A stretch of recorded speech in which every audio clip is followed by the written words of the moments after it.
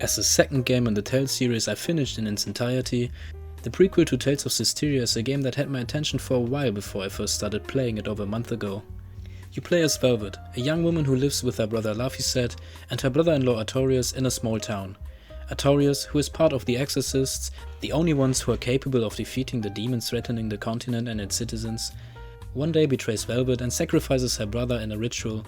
When Velvet tries to save Laphicet, she becomes a demon herself with the power to devour her opponents and ends up being imprisoned. After a 3-year time skip, she manages to escape her prison with the help of an unknown woman. From there on, she promises to avenge her brother and kill Artorias, who in those 3 years founded an exorcist organization called the Abbey that now rules over the continent. This setting, where you play as the anti-hero, with a party where not everyone is best friends from the start, is what got me interested in this title in the first place.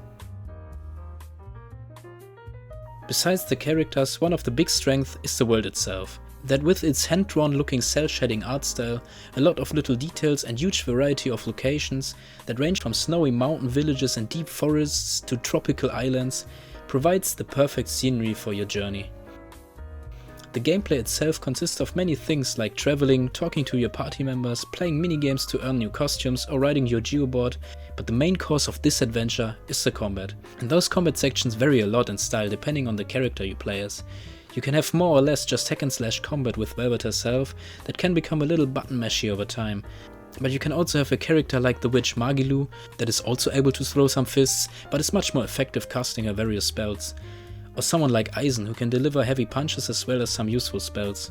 So it is really up to you to decide how you want to play and to find a playstyle that suits you best. And not only the way of beating up your foes has a lot of variety, your opponents themselves don't lack diversity either. I mean, yes, you have your standard mobs that you will fight many times, but even those are different depending on the region you find yourself in.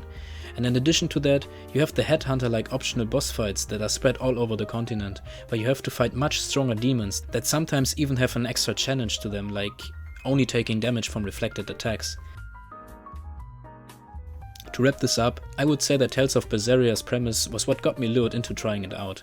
The world building, the characters, their development and the plot kept me engaged, and when the credits rolled, I was more than satisfied with the around 60 hours I spent with Velvet and her companions.